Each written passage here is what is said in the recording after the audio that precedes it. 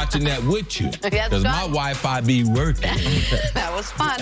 Back to the Lakers. Another bad loss over the weekend, this time to the Pelicans, a team they tried to trade most of their team to last month, a team that was playing without Anthony Davis. The end of the season is fast approaching, and right now, this Lakers team is on the outside of the playoff bubble. LeBron said he knew the season would not be an easy one. I know it's going to be very challenging, just because of the experience that, the roster had at that point in time. I knew it was going to be challenging from that sense, but I felt like we could still play, better basketball. And we was doing that, and obviously, it sucks that my injury happened, and Zoe's injury happened, and so many of our injuries happened. We had suspensions with it. So, I'm so huge in like chemistry and camaraderie, and throughout the course of the season, through injuries and suspensions that happen over the rest of whatever. The injuries have, like it's taken a toll on our team. Look, you look at what LeBron has been through this season between trying to get these guys to play, dealing with his injury, trying to make the playoffs. Would you say this signing with the Lakers has been the biggest challenge of his career? No. This season might be the hardest season for him to have a championship-level team than any season he's had since his first couple in the league. But the biggest challenge of his career was going back to Cleveland, because he made a promise there that if he did not keep, he would be looked at totally differently. I am coming back. I am going to win a championship. And the moment he makes that promise, a team out west became a juggernaut. He made that promise not knowing Golden State was coming, because nobody knew Golden State was coming the way it did.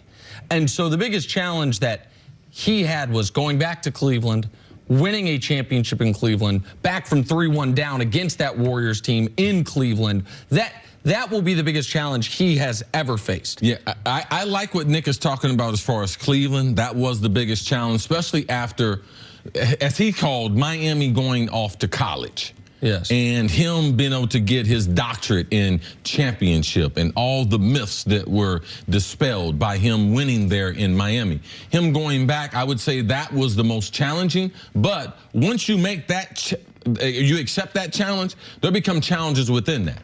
And trying to defeat Golden State with the injuries, Kyrie being out part-time, Kevin Love being out part-time, I believe those to be more significant than the challenge he faced with the Lakers. And, I mean, what were we expecting in year number one?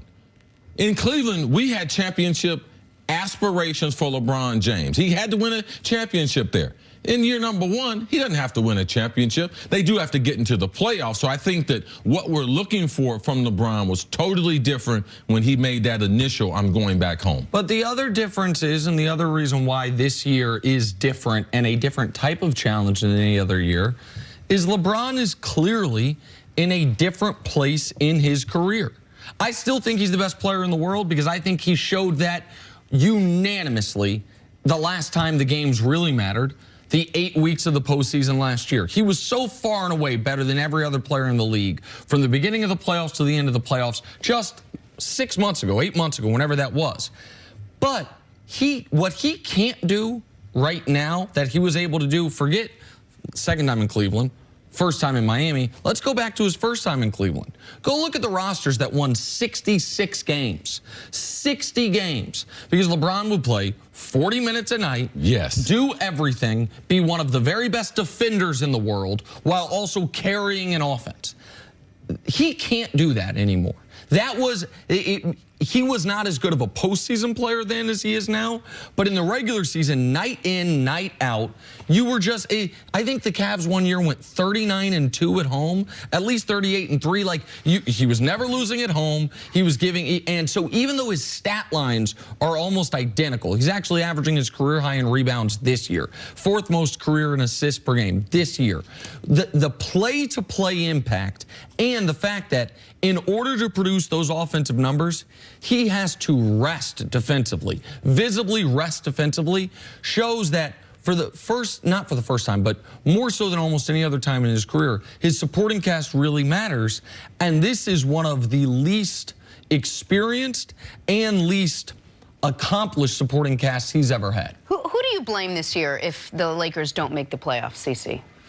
Well, it's hard to blame injury, but as LeBron talked about in his interview there, the injuries have killed the continuity.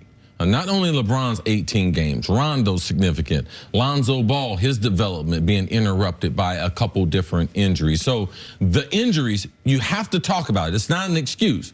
But the blame publicly will go to Luke Walton. He will get fired if they don't make the playoffs. But you got to look at Rob Pelinka and Magic Johnson. What did they do this offseason to put those other pieces around them? And have they hired the right people from a basketball operations to develop young players? Because I saw Randall playing there with the Pelicans. Julius Randle, yeah. Man, he's pretty good NBA player. They just gave up on him, and he was a lottery pick for him. D'Angelo Russell just became the youngest NBA player to score 40 points on his birthday this weekend in Brooklyn.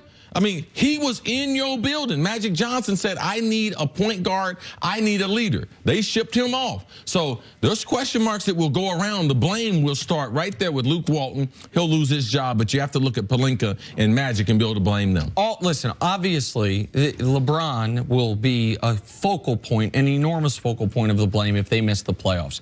In the NBA, if you're one of the best players, if not the best player in the league, you're supposed to make the playoffs. The only asterisk that will be there is they will have a playoff caliber record in games LeBron plays. This is the first time in his career he's missed real time with injury. And if they miss the playoffs, that will be the reason why. But LeBron also will have to look at it. I don't think this part will be fair, but people will put the Anthony Davis saga on LeBron's head. People will say Rich Paul is Anthony Davis's agent, that's LeBron's guy, and how much of the Lakers' continuity was disrupted by the Anthony Davis trade rumors. But as far as the coach and the GM goes, I'm going to use the two best in the league for this example. If Daryl Morey, who I believe is the best GM in basketball, were running the Lakers this offseason, what type of supporting cast does he put around LeBron James? Does he re-sign KCP, bring in Rondo, bring in JaVale, bring in Michael Beasley, who, by the way, those 4 offseason acquisitions are the 4 worst net rating of anyone on the Lakers? Beasley's gone now. Or does he surround LeBron with cheap, talented shooters like seemingly the entire basketball world thought, wait, why are they not doing that? And then on the coaching side of things, Greg Popovich were the coach of the Lakers. Greg Popovich lost Kawhi Leonard this summer. And you know what? The Spurs, they're going to win 45 games. They're going to make the playoffs. They're playing poorly right now. They've been excellent at home. They just can't win on the road this year.